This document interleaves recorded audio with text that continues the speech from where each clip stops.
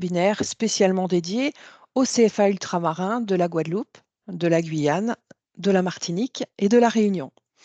Je vais avoir le plaisir de co-animer ce webinaire avec Brice Virginius, qui est responsable mission Outre-mer, Ingrid Letin, animatrice alternance Guadeloupe, Guyane et Martinique, Anne Martineau, animatrice alternance à La Réunion, et moi-même, Bérangère Josib, je suis chef de projet au sein de la direction alternance de l'OPCO-EP et notamment en charge du sujet de la mobilité qui nous intéresse aujourd'hui.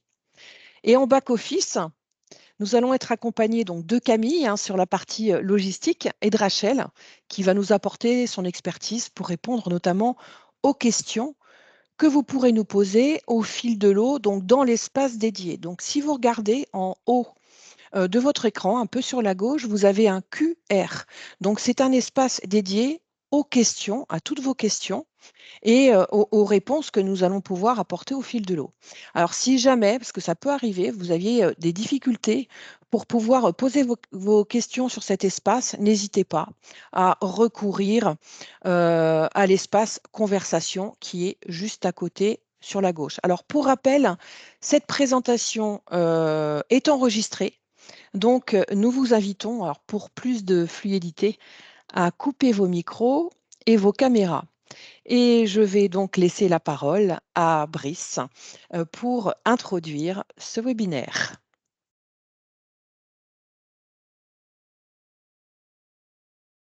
Bonjour Bérangère, bonjour à tous.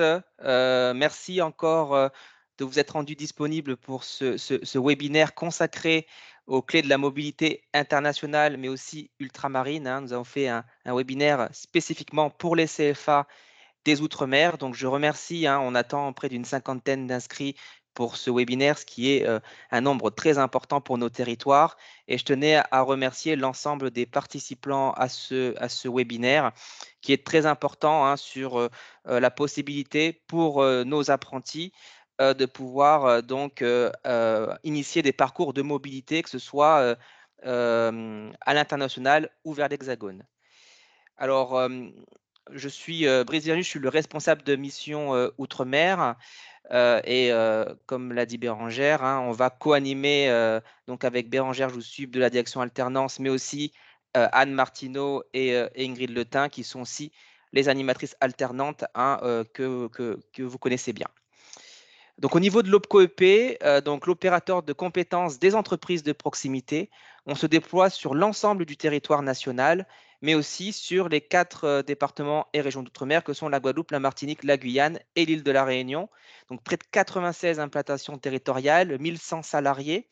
Donc, on est vraiment sur un nombre élevé de territoires. À l'heure où on fait ce webinaire, c'est tôt le matin pour nos amis guadeloupéens, martiniquais et guyanais, et c'est la fin de journée pour nos amis réunionnais. Il faut savoir que l'OPCO-EP dès sa création en 2019-2020, intégré les départements et régions d'outre-mer dans sa stratégie. Je prends un exemple tout simple, c'est le centre de contact national de l'OPCO-EP qui est animé le matin par les équipes de l'île de la Réunion et le soir par les équipes notamment de la Guadeloupe, ce qui permet en fait à l'OPCO-EP au niveau national d'être ouvert de 6 heures à 23 heures sur une plage horaire qui est très étendue et qui est la plage horaire la plus étendue de l'ensemble des opérateurs de compétences. Donc ça, on a réussi finalement à faire d'une contrainte une force pour le réseau OPCO-EP. Alors, il faut savoir que l'OPCO-EP, c'est l'opérateur de compétences qui rassemble le plus grand nombre de TPE et d'apprentis. On pèse quasiment 25% du nombre d'apprentis en France au sein des 11 OPCO. Et puis, on s'appuie sur 434 600 entreprises, bien entendu, pour employer ces apprentis, dont 99% ont moins de 50 salariés. Donc, on est vraiment un opérateur de compétences qui concentre des petites entreprises, mais dans ces petites entreprises qui rassemblent quand même 2,4 millions de salariés et dont 70% font partie d'entreprises de moins de 50 salariés. Alors, l'OPCO-EP a un champ professionnel qui est très vaste, qui regroupe 54 branches professionnelles, alors qu'on pourrait découper en 3 grandes familles. Alors, la première famille, c'est celle qui concentre une grande partie de nos contrats en alternance, qui est l'artisanat. Alors, quand je dis l'artisanat, on va retrouver l'artisanat et les métiers de bouche, l'artisanat alimentaire. Donc, on va retrouver les boulangers, les bouchers, les poissonniers, les charcutiers. On va retrouver aussi l'artisanat dit de bien-être. Donc, on va retrouver les coiffeurs, aussi tout ce qui est la branche de l'esthétique, la parfumerie sélective. Donc, on va retrouver aussi ces entreprises-là. On va retrouver aussi les professions libérales, alors qu'elles soient des professions libérales de santé. Donc, on va retrouver toute la médecine de ville avec les cabinets médicaux, les cabinets d'infirmiers, les cabinets de spécialistes ou de kinésithérapie. On va retrouver les pharmacies, qui concentrent aussi un nombre important d'apprentis, les laboratoires d'analyse médicale, la structure du médico-technique. Et puis, on va retrouver aussi les professions libérales dites du droit juridique. Donc, on va retrouver les avocats, les huissiers de justice, les mandataires judiciaires, commissaires-priseurs notamment. Donc, on va retrouver aussi toutes ces professions juridiques. Et puis, les services dits de proximité. Alors, je dirais même commerce et services de proximité, puisqu'il ne faut pas oublier que nous avons aussi le petit commerce du détail de l'habillement et de la chaussure, donc les petites boutiques d'articles de vêtements ou de chaussures font partie du champ de l'OPCO-EP. Et puis, nous allons retrouver donc, les services de proximité comme aussi les services à la personne. Je dis souvent qu'on couvre un champ qui va du berceau à la tombe, puisque nous avons donc dans notre champ les crèches privées. Nous avons aussi toutes les entreprises privées de services à la personne. Donc, on va retrouver le confort, le jardinage, le ménage, mais on va retrouver aussi tout ce qui est sur la dépendance. Et puis, on va retrouver également les pompes funèbres. Donc, on fait à peu près tous les âges de la vie. Et puis, on va retrouver également un pôle qui est le pôle immobilier, avec notamment les agences immobilières, la promotion immobilière, le froid et la climatisation, et une branche qui s'appelle les 3D, mais qui est important dans nos départements, la désinsectisation, dératisation et désinfection. Voilà. Alors, l'OPCO-EP, c'est aussi toute une gamme de services qui est à destination des centres de formation d'apprentis. Alors, bien entendu, dans les outils de développement de l'alternance, nous avons un outil qui s'appelle le simulateur alternance. En fait, l'OPCO des entreprises de proximité a voulu mettre à disposition des entreprises un simulateur qui permet de simuler le coût d'un apprenti et le reste à charge. Donc, c'est un outil qui est très complet, qu'on a mis beaucoup de temps à développer, mais qui est très, très complet. Il peut se faire en auto-diagnostic, en auto-administration, mais il peut aussi se faire avec un conseiller en formation. Et donc, ça permet justement à l'entreprise, avant de prendre un apprenti, de pouvoir simuler le coût d'un apprenti. Nous avons aussi un outil qui est primordial pour nous, qui est le hub de l'alternance. L'OPCO-EP a voulu développer une plateforme de mise en relation, un point de rencontre entre les entreprises, les jeunes, mais aussi l'offre de formation. Nous avons décidé, nous, de mettre l'offre de formation aussi au cœur de la rencontre entre les entreprises et les jeunes, tout simplement parce que vous le faites déjà très très bien et vous le faites depuis de nombreuses années. Mais l'idée, c'est de pouvoir aussi doter aux entreprises et aux jeunes une plateforme de rencontre où les jeunes pourront déposer des profils, où les entreprises pourront déposer leur volonté, leurs intentions de recrutement en apprentissage ou en alternance en règle générale, et aussi une entrée qui est importante, qui est pour les CFA, qui permet aussi de pouvoir rendre visible pour les entreprises les offres, les apprentis qui cherchent une entreprise, mais aussi qui permet aussi au CFA de pouvoir proposer des jeunes, un vivier de jeunes. Je sais que les jeunes toquent tous les jours à votre porte pour éventuellement faire un contrat d'apprentissage et qui cherchent une entreprise. Et donc, l'idée, c'est de pouvoir aussi exploiter le vivier que peuvent avoir les CFA, sachant que sur ce vivier-là, vous avez la main sur votre vivier. Une entreprise ne peut pas contacter le jeune en direct. Elle passe, bien entendu, toujours par vous, ce qui permet aussi de pouvoir sanctuariser aussi votre vivier. Et puis, nous avons aussi tout ce qui est documents sur la mobilité internationale des alternants, sur la mobilité aussi ultramarine, mais ça, ce sont des documents que Ingrid et Anne vont aussi développer avec Bérangère par la suite. Bien entendu, il y a aussi le handicap. C'est une politique qui est importante pour OPCO-EP. Alors, on sait qu'il y a une offre de service qui est dédiée, avec notamment une majoration du coût contrat. Nous avons une convention avec AGFIP et vous pourrez retrouver aussi tous les ressources sur le handicap, en sachant que vous avez aussi des référents handicap dans vos CFA. Et puis, nous avons aussi un appel à projet qui est dans notre actualité à OPCO-EP en ce moment, puisque c'est le projet Invest CFA, c'est-à-dire que l'OPCO-EP, depuis 4 ans maintenant, investit sur donc les projets d'investissement que vous pouvez avoir. On le sait sur nos métiers, mais aussi dans nos territoires, qui a un vrai besoin d'accompagner les centres de formation d'apprentis dans leur investissement au-delà même du coût contrat. Et donc, depuis 4 ans maintenant, nous mettons en œuvre chaque année un appel à projet qui vient de se terminer, puisque les réponses étaient jusqu'au 30 avril, que nous allons traiter pour justement pouvoir soutenir les CFA qui nous en ont fait la demande. Et puis, nous avons un portail qui est le portail de gestion entre vous et nous sur notamment les contrats d'apprentissage, qui est le portail Action Apprentissage, qui permet de faciliter la gestion quotidienne. Et puis, bon, voilà, sachez que assiste aussi à ce webinaire Rachel Charmin, qui est la responsable production pour l'ensemble des DROM avec son équipe. Et donc, bien entendu, ce portail est aussi le lieu d'échange et de gestion de vos contrats avec l'OPCO-EP. Donc, vous retrouverez tout ça sur le site internet de l'OPCO-EP, opcoep.fr, qui est très complet. Donc, je vous invite vraiment à aller sur le site. Nous avons aussi une newsletter qui est bimensuelle, une lettre d'information qui est assez complète et qui est envoyée assez régulièrement sur l'actualité et l'évolution des dispositifs et des financements. Et puis, en tant que OPCO des entreprises de proximité, je ne peux pas conclure sans dire que vous avez à disposition un conseiller en formation. Chaque conseiller en formation dans nos départements ont un portefeuille de CFA, un rattachement de CFA.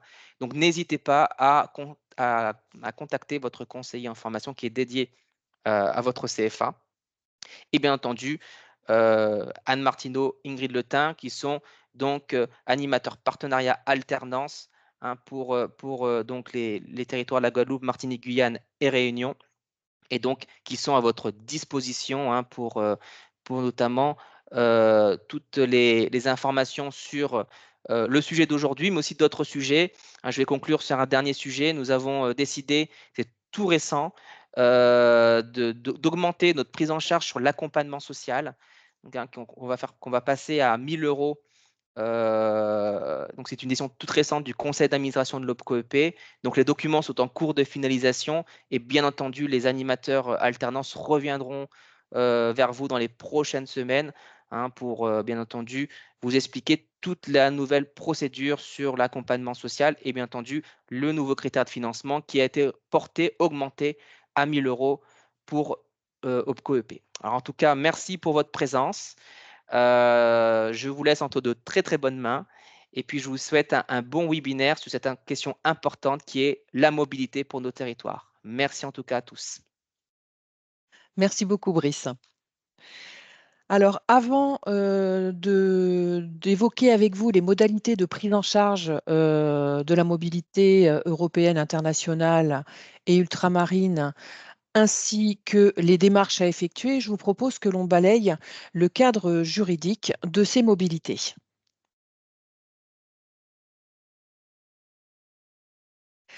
Alors, tout d'abord, la mobilité européenne et internationale. Donc, qu'est-ce qu'on entend par mobilité européenne ou internationale? Alors, il s'agit d'une période pendant laquelle donc l'apprenti en contrat d'apprentissage ou alors l'alternant en contrat de professionnalisation va aller se former soit en organisme de formation, soit dans une entreprise dans un autre pays. Donc cette période de mobilité peut avoir une durée maximum d'1 an sans dépasser la moitié de la durée totale du contrat. Donc là, c'est une des nouvelles mesures de la loi du 27 décembre 2023. Cette mobilité, elle est encadrée par une convention spécifique qui peut être soit de mise à disposition ou bien de mise en veille. Cette convention est multipartite puisqu'elle doit être signée par l'ensemble des parties, que sont l'alternant, l'employeur français, le centre de formation, l'employeur à l'étranger ou le centre de formation à l'étranger. Et pour mettre en œuvre cette mobilité, il y a un acteur clé dont le rôle est essentiel en faveur de la mise en place et du développement de la mobilité. Il s'agit du référent mobilité au sein du CFA, puisque c'est lui qui va coordonner l'ensemble de tous les aspects, qu'ils soient pédagogiques, puisque la mobilité doit s'inscrire dans le parcours de formation de l'alternant, et puis l'ensemble des aspects logistiques. Et il y a un financement dédié notamment au temps passé du référent mobilité pour mettre en œuvre la mobilité. Petit rappel, donc, comme je vous le disais juste avant, donc, la durée maximale de la mobilité est de la moitié de la durée totale du contrat dans la limite d'1 an. Cette nouvelle mesure, issue de la nouvelle loi sur la mobilité, a été mise en place pour que, même pour un contrat de courte durée, l'alternant ait la possibilité de partir en mobilité longue, puisque là, même pour un contrat de 6 mois, un alternant aura la possibilité de partir jusqu'à 3 mois en mobilité. Pendant la période de mobilité, donc, l'alternance n'est pas obligatoire. L'alternance, c'est une alternance entre période de formation en centre de formation et période de formation en entreprise. Donc, cette notion d'alternance n'est pas obligatoire durant la mobilité. L'alternant qui part en mobilité peut être accueilli dans une ou plusieurs structures. Ça peut être 1, 2 entreprises, ça peut être une entreprise et un organisme de formation, 2 organismes de formation. L'alternant, donc comme on l'a vu, peut être mis à disposition ou bien son contrat peut être mis en veille selon le choix de la convention spécifique de mobilité. Et une convention donc doit être conclue et c'est cette convention qui va préciser l'ensemble des conditions de mise en œuvre de cette mobilité.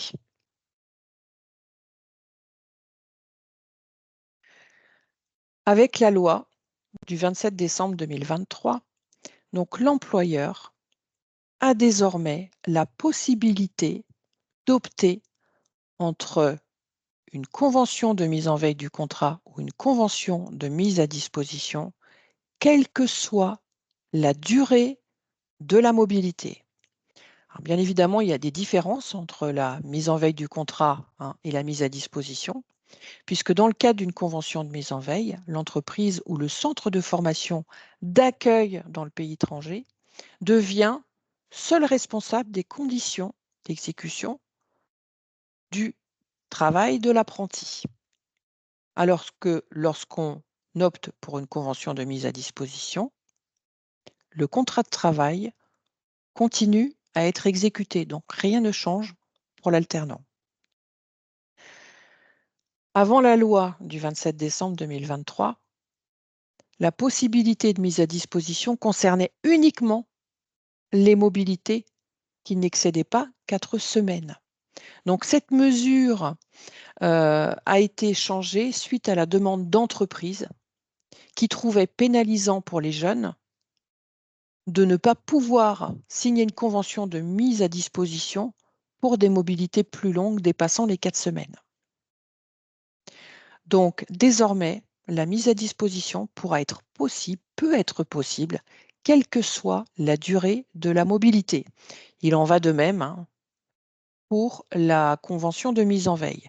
Donc, c'est au CFA, aux employeurs et aux apprentis finalement de trouver la meilleure solution en termes de convention, de trouver la meilleure option qui pourra convenir au mieux pour la mise en place de la mobilité. Alors, un petit focus sur ces deux conventions possibles. Donc, lorsqu'on est sur la convention de mise à disposition, donc le contrat de travail en France continue de s'appliquer pendant toute la période de mobilité de l'alternant. Donc, sa rémunération est maintenue par son employeur en France et les dispositions du pays d'accueil concernant la durée du temps de travail, le repos, les congés, ne vont s'appliquer qu'à partir du moment où elles seront plus favorables que celles prévues par la législation en France. Et l'employeur reste responsable des conditions d'exécution de la formation, donc soit qui aura lieu soit dans un centre de formation ou bien dans une entreprise dans le pays d'accueil. Alors que lorsqu'on est sur une convention de mise en veille, eh bien le contrat de travail en France est suspendu pendant toute la période de mobilité de l'alternant. Ça veut dire que le centre de formation ou l'entreprise du pays d'accueil va devenir seul responsable en matière de santé, de sécurité, de rémunération, de durée du travail, de repos, etc. Et la mise en veille du contrat n'interrompt pas le décompte donc de la durée du contrat et de l'ancienneté du salarié. Ça aussi, c'est important de le préciser.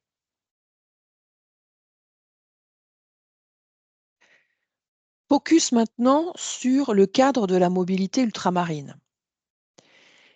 Il y a des spécificités pour les alternants ultramarins, puisque les alternants ultramarins ont la possibilité, en plus de la mobilité européenne et internationale, d'effectuer une mobilité dans un autre territoire ultramarin. Donc là, dans ce cas de figure, on va parler de la mobilité interdrome, ou bien ils ont la possibilité d'effectuer une mobilité dans l'Hexagone. Donc, à quoi correspond cette période de mobilité, donc mobilité dite ultramarine? Eh bien, c'est une période durant laquelle l'alternant va pouvoir effectuer une partie de sa formation en centre de formation ou en entreprise dans un autre territoire d'outre-mer ou dans l'Hexagone. Donc, on a nos deux cas de figure, hein, mobilité de Rome vers l'Hexagone ou mobilité interdrome. Donc, sont concernés donc, les entreprises, les alternants, les CFA de la Guadeloupe, de la Guyane, de la Martinique et de la Réunion. Et comme je vous le disais, ce qui est important, c'est que cette mobilité ultramarine, elle est cumulable avec la mobilité européenne et internationale. Ça veut dire que sur une même année, c'est possible de mettre en place et une mobilité ultramarine et une mobilité européenne et internationale. Et pour les modalités de prise en charge, eh bien, je vais laisser la parole à Ingrid. Bonjour à tous. Merci de nous suivre dans le cadre de ce webinaire dédié à la mobilité spécifique à mettre en œuvre dans les DROM. Donc, Ingrid Létain, animatrice alternance pour la Guadeloupe, la Guyane et la Martinique. Nous allons aborder ensemble les modalités de prise en charge de la mobilité. Donc, qui sont les acteurs, les bénéficiaires de la mobilité? Donc, dans un premier temps, les entreprises qui sont basées dans l'Hexagone et dans les DROM, les CFA, pareillement les CFA situés dans l'Hexagone et dans les DROM, et bien entendu, les alternants qui ont conclu un contrat dans l'Hexagone et dans les DROM.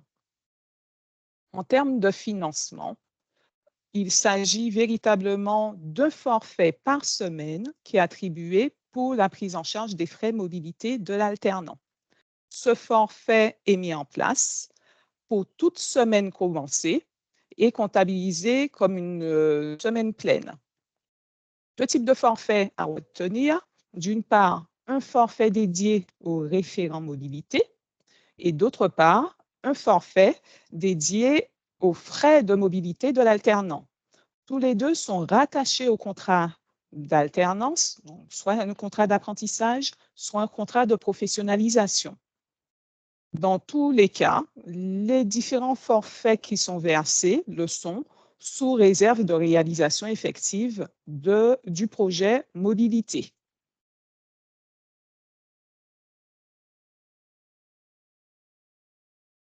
Faisons un focus sur le forfait du référent mobilité. Qu'est-ce que ce forfait va bien vouloir couvrir? Donc, le forfait du référent mobilité permet de couvrir l'ensemble des dépenses qui sont supportées par le CFA pour pouvoir mettre en œuvre la mobilité, qu'il s'agit d'une mobilité internationale ou d'une mobilité ultramarine, en lien bien entendu avec les missions du référent mobilité. Donc, quelles sont les grandes missions du référent? Donc, le référent mobilité, c'est lui qui va impliquer les responsables pédagogiques dans cette démarche de mise en œuvre de la mobilité auprès des alternants. C'est également le référent mobilité qui a la charge de la recherche des partenaires, qu'il s'agisse de partenariats à l'étranger, notamment dans le cadre de la mobilité internationale, de partenariats dans l'Hexagone ou dans un autre DROM pour la mise en œuvre de la mobilité ultramarine. Donc, c'est véritablement le référent mobilité qui va créer et animer son réseau de partenaires pour la bonne mise en œuvre de la mobilité. Le référent établit également, c'est lui qui va coordonner, qui va mettre en place le plan de financement, qui va rechercher l'ensemble des moyens financiers et autres, notamment des recherches de subventions publiques, par exemple, pour pouvoir mettre en place la mobilité. Et à ce titre, bien entendu, il peut tout à fait se rapprocher de son conseiller OPCO-EP. Il a vraiment un rôle primordial, le référent, puisque c'est également lui qui va assurer le pilotage de l'ensemble des aspects logistiques et opérationnels, tous les aspects d'ordre administratif pour la bonne mise en œuvre de la mobilité des alternants. Donc, dans ce cadre-là, on entend véritablement la mise en place des conventions, par exemple, et des relations avec l'ensemble des parties. Il va informer et suivre l'alternant pendant toute la durée de la mobilité. Et le référent mobilité, c'est également un relais auprès des entreprises. C'est véritablement lui qui va assurer les informations nécessaires aux entreprises pour appuyer la mise en place de la mobilité.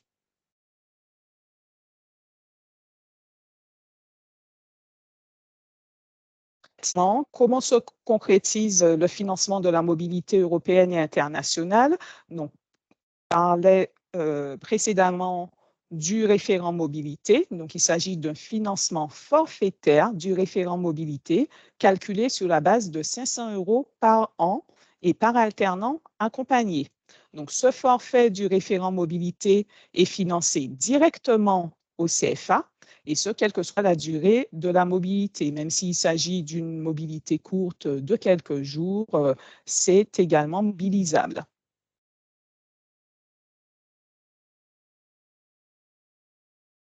On va s'attacher maintenant aux frais liés à la mobilité de l'alternant.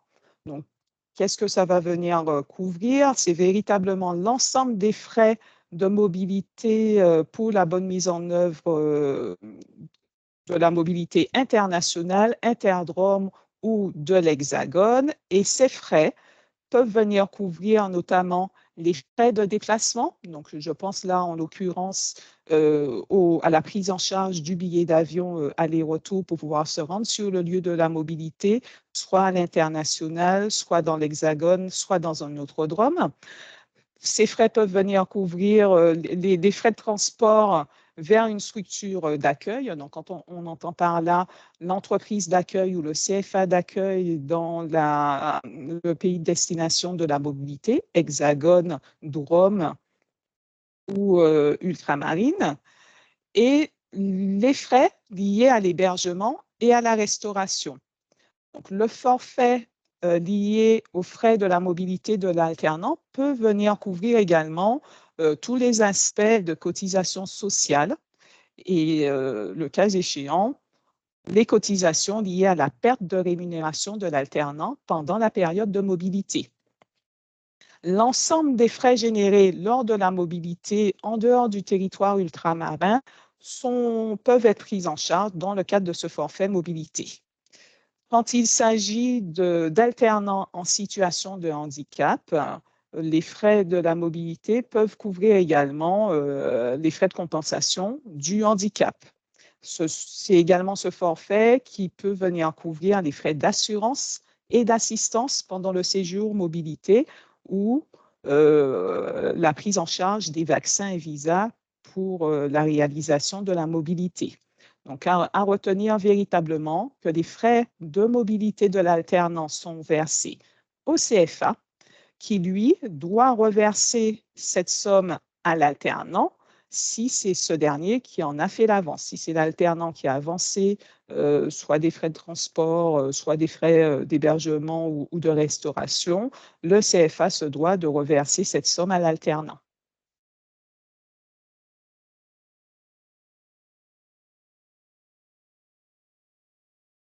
Comme Bérangère le précisait tout à l'heure, le financement est conditionné à la mise en place de conventions, soit une convention de mise à disposition, soit une convention de mise en veille.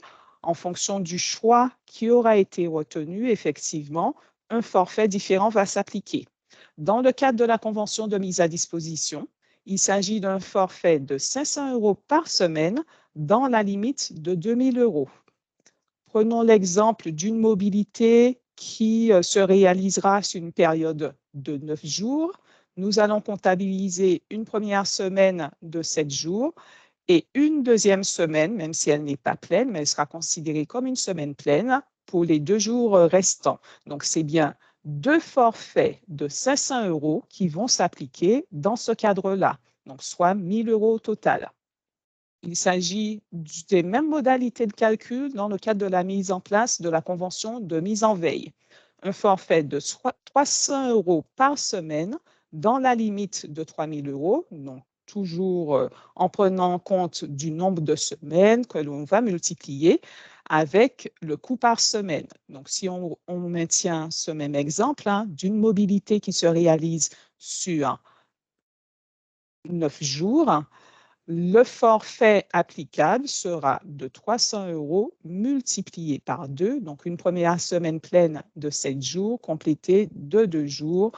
Et nous arrivons donc à 300 € multiplié par 2, 600 € pour la prise en charge et le financement de ces frais. À noter particulièrement que les forfaits du référent mobilité et les frais liés à la mobilité de l'alternant ne sont pas cumulables avec les frais annexes. Les frais annexes qui sont calculés effectivement lorsque l'alternant va se rendre sur le lieu de son CFA, organisme de formation, et sur les frais annexes à 3 € lorsqu'il s'agit des frais de repas et 6 € lorsqu'il s'agit des frais d'hébergement. Donc, véritablement bien distinguer les frais annexes qui sont indiqués dans la convention initiale, puisque ceux-là ne sont pas cumulables avec la mise en place des forfaits qui seront réalisés spécifiquement dans le cadre de la mobilité.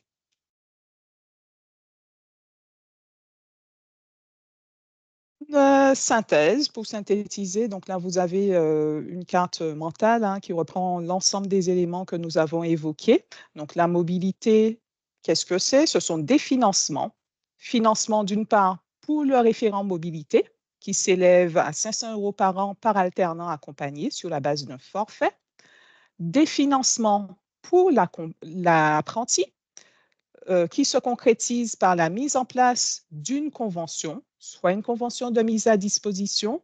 Dans ce cadre-là, un forfait de 500 € par semaine dans la limite de 2 000 € s'appliquera. Et dans le cadre de la mise en place d'une convention de mise en veille, un forfait de 300 € par semaine dans la limite de 3 000 € s'appliquera. La spécificité, effectivement, pour les alternants ultramarins, c'est la possibilité de prendre en charge le coût du billet d'avion réel dans la limite de 1 300 €.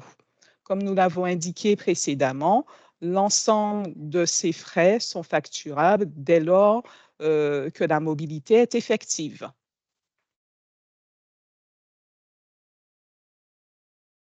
Les spécificités pour les alternants ultramarins, en particulier dans le cadre de la mobilité interdrome ou la mobilité vers l'Hexagone.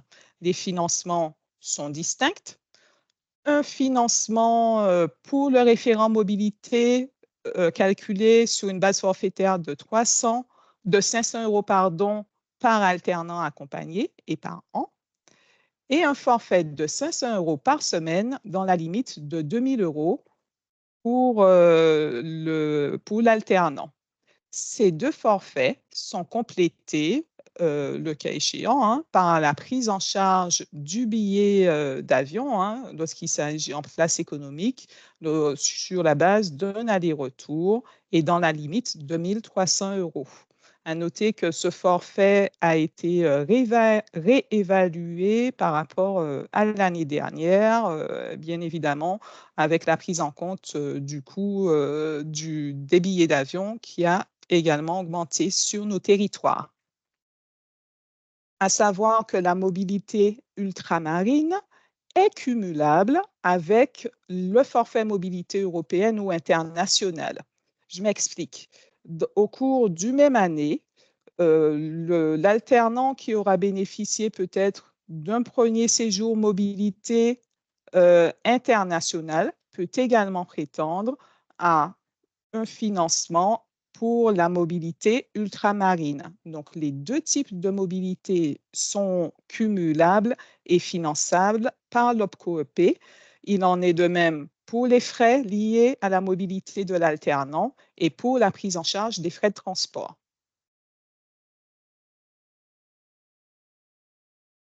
Synthèse concernant le financement de la mobilité ultramarine, elle est formalisée dans le cadre de la convention qui est signée par l'ensemble des parties, soit elle est intégrée au moment de la mise en place du contrat dans la convention initiale.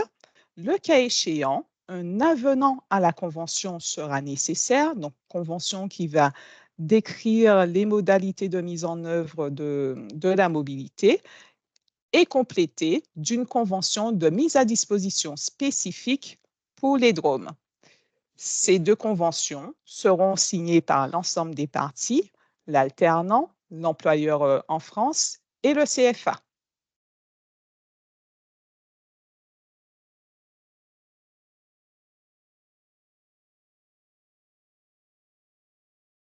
Nous allons récapituler l'ensemble mobilité internationale, mobilité ultramarine. Donc, la mobilité se concrétise sur la base de financement de l'OPCO pour la prise en charge du référent mobilité. Donc, prise en charge de 500 euros par an par alternant accompagné. La mobilité permet de financer également les frais de l'apprenti, se concrétise par la mise en place d'une convention, soit une convention de mise à disposition, donc forfait de 500 euros par semaine dans la limite de 2000 euros, soit une convention de mise en veille, forfait de 300 euros par semaine dans la limite de 3000 euros. Et bien entendu, dans le cadre de la mobilité interdrome et hexagone, la mise en place d'un forfait de 500 euros par semaine dans la limite de 2000 euros.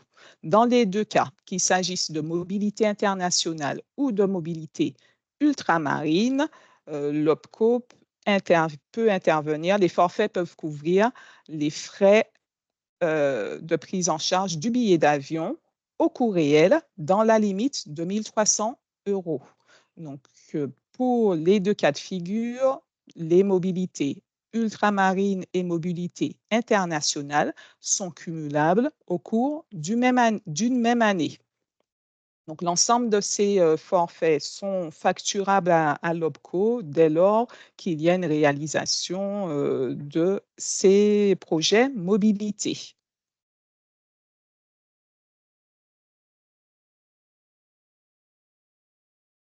Quelques spécificités par rapport à la mise en place de la mobilité internationale et ultramarine, en particulier les frais qui ne sont pas éligibles, qui ne permettent pas de bénéficier de financement. On peut parler de l'apprentissage transfrontalier. Dans ce cas de figure, il y a un financement spécifique dans un autre cadre qui est mobilisable par l'OPCO. Les frais de voyage d'études sans partenaire, c'est-à-dire sans entreprise d'accueil ou sans CFA d'accueil dans le pays de destination. Donc là, il faut noter qu'il est nécessaire de mettre en place une convention avec ses partenaires, entreprises ou CFA, dans le pays d'accueil.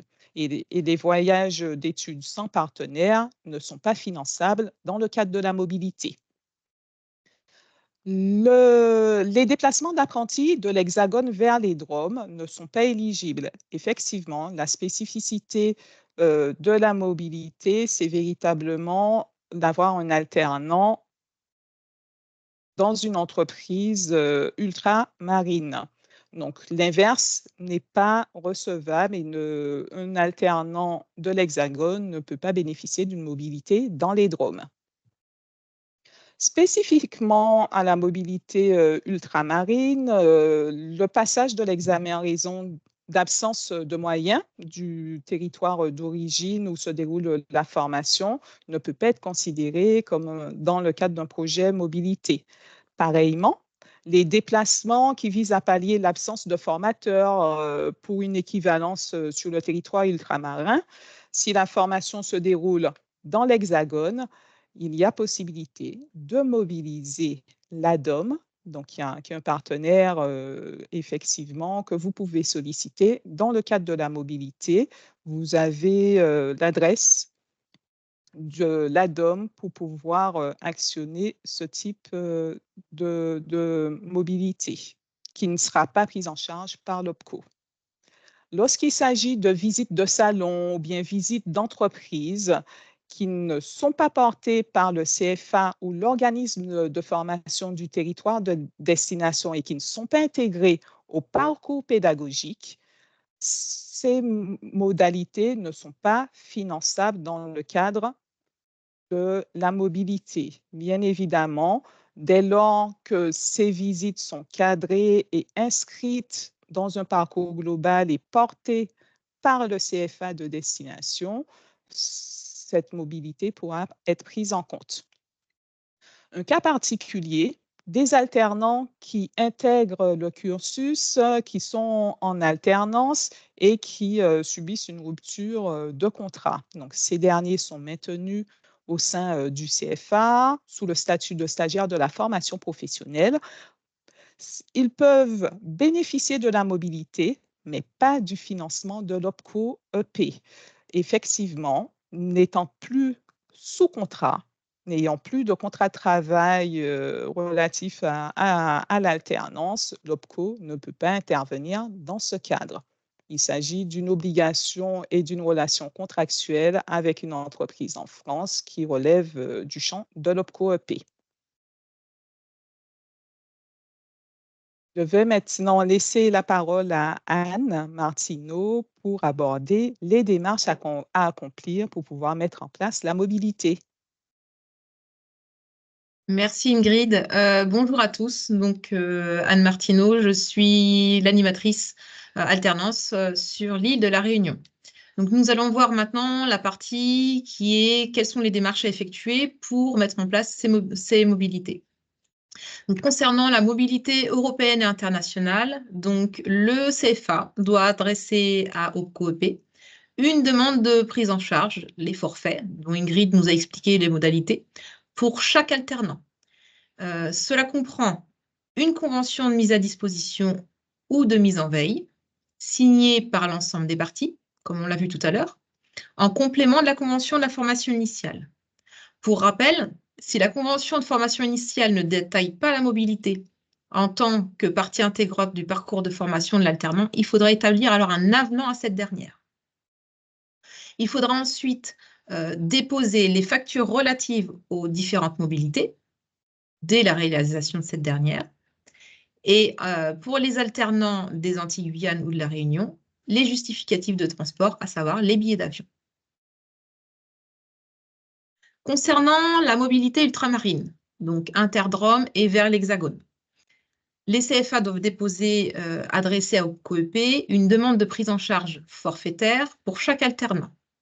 Cela comprend, donc, si la mobilité est effectuée en CFA ou en organisme de formation, un avenant mobilité Drôme-Hexagone de la convention de formation.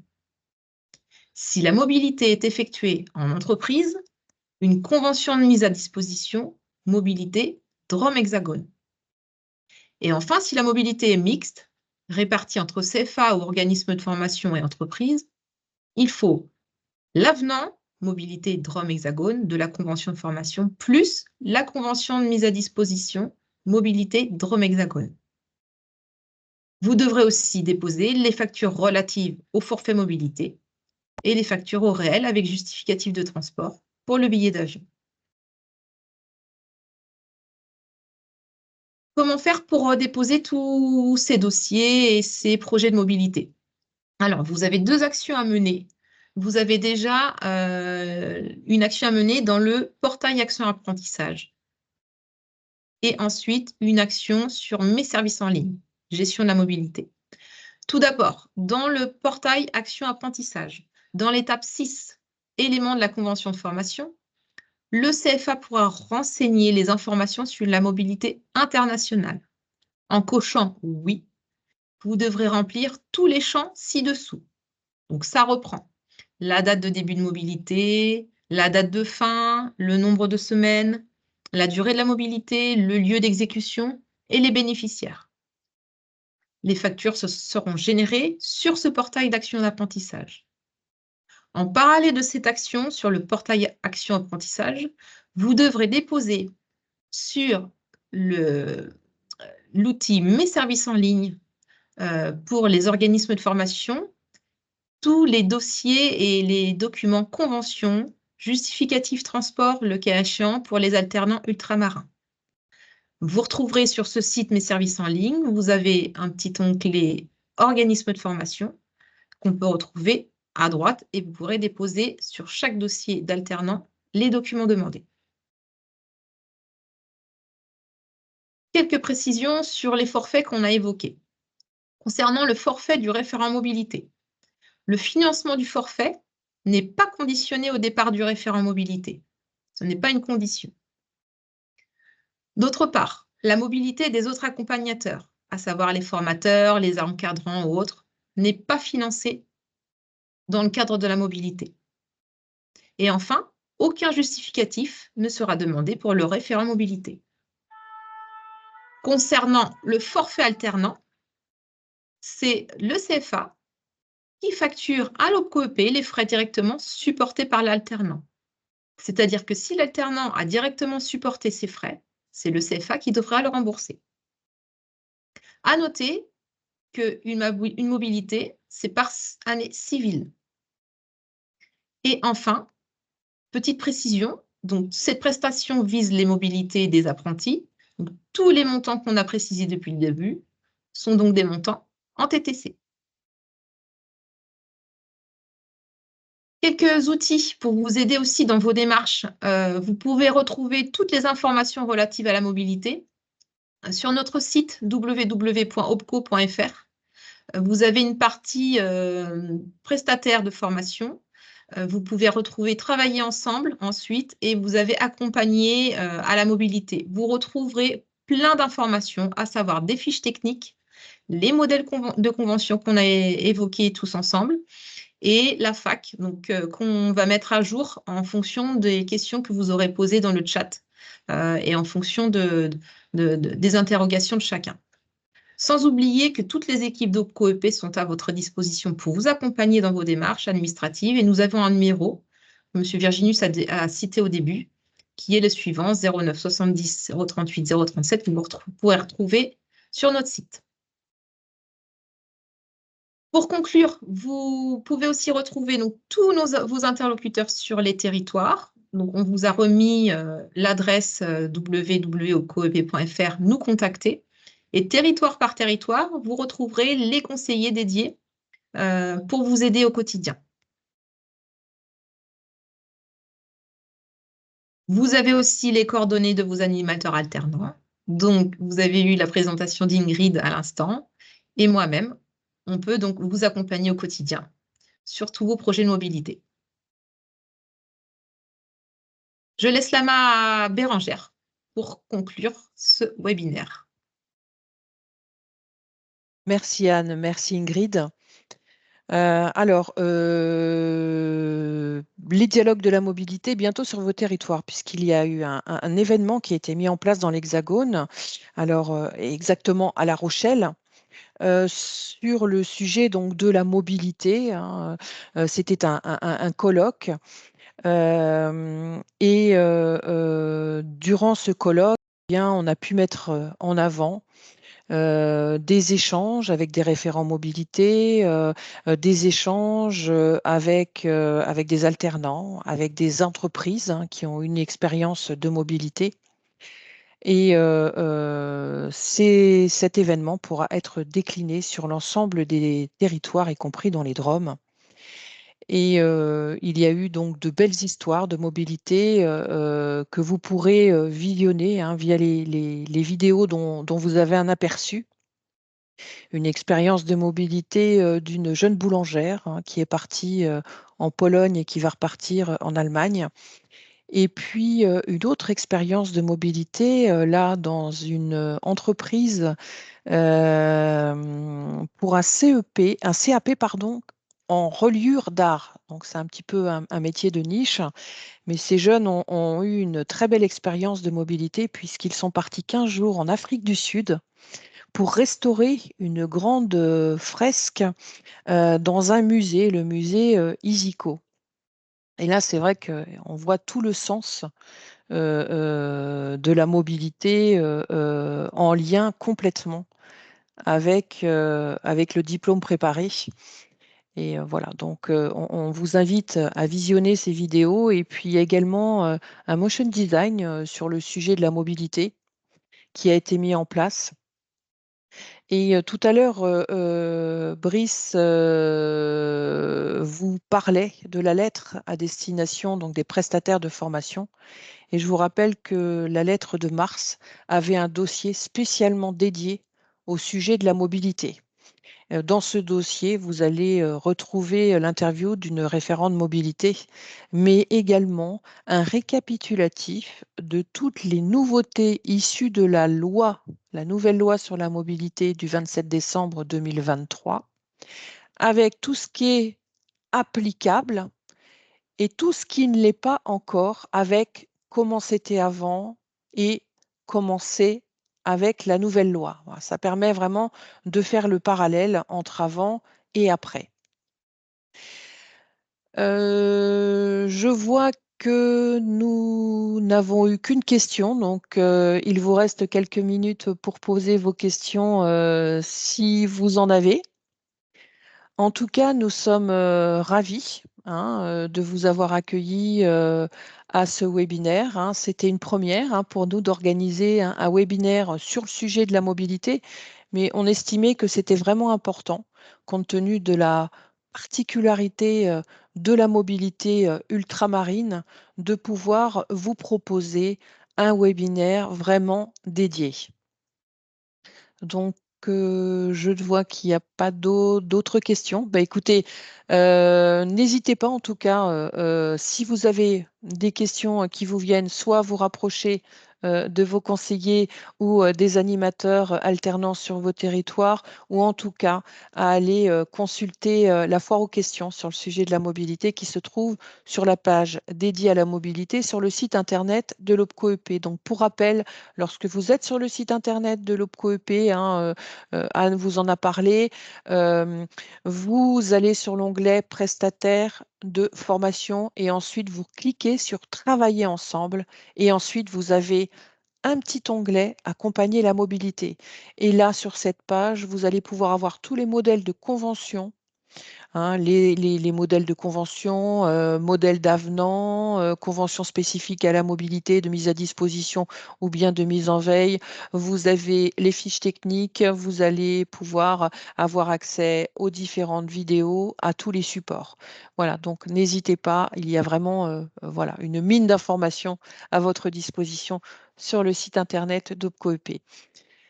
Donc, une nouvelle fois, je tiens à vous remercier et bien évidemment, vous recevrez le support qui vous a été présenté ainsi que le lien du webinaire très prochainement.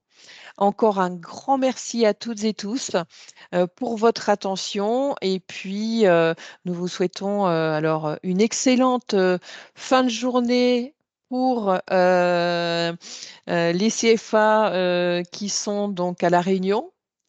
Et puis, une bonne journée pour les CFA qui sont en Guadeloupe, à la Martinique et en Guyane. En tout cas, voilà, très belle fin de journée à toutes et tous. Et vraiment, merci de votre participation à ce webinaire et merci de votre attention. À très bientôt. Au revoir.